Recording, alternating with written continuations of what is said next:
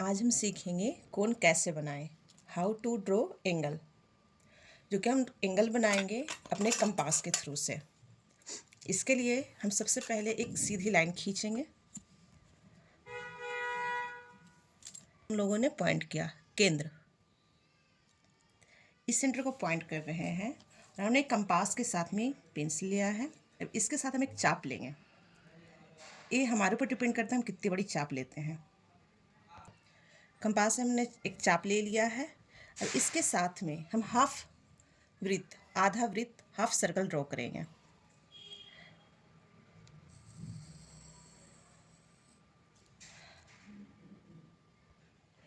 Compass का जो point था हमारा, हमने इस केंद्र पे रखा और पेंसिल के थ्रू से हमने हाफ सर्कल ड्रॉ किया है।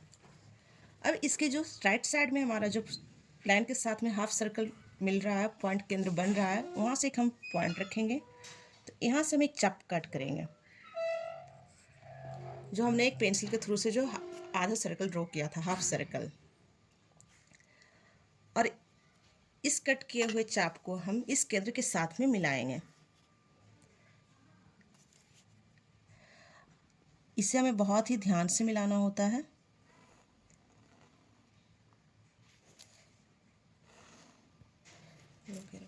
स्टार्ट।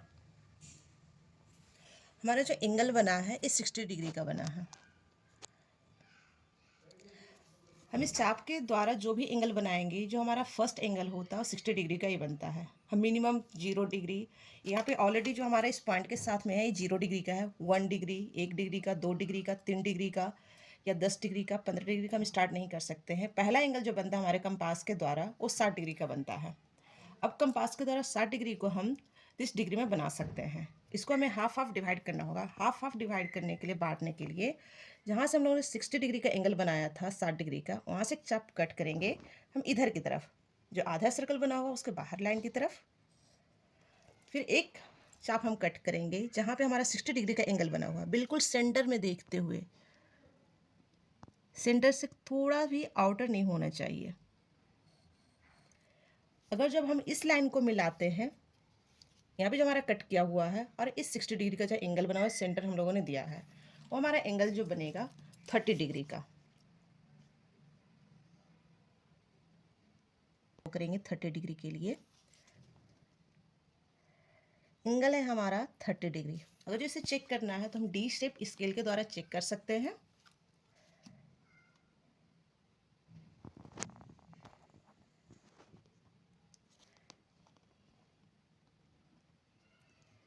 देखेंगे क्या जो हमारा 60 डिग्री का एंगल है 60 डिग्री के साथ में मैच कर रहा है, एंड 30 डिग्री का जो एंगल है 30 डिग्री के साथ में मैच कर रहा है।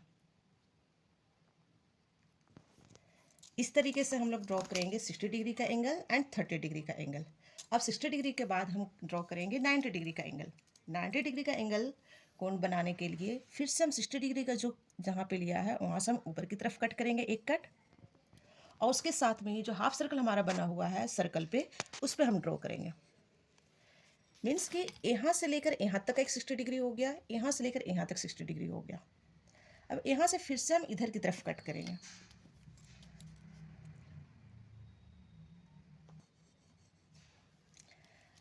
अब इस लाइन को जो हमारा यहाँ पे है सीधे हम यहाँ पे ड्रॉ करेंगे। एंगल बन गया। साथ ही हम इस पे जब हम ड्रॉ करते हैं 120 डिग्री 120 डिग्री का एंगल बन चुका है।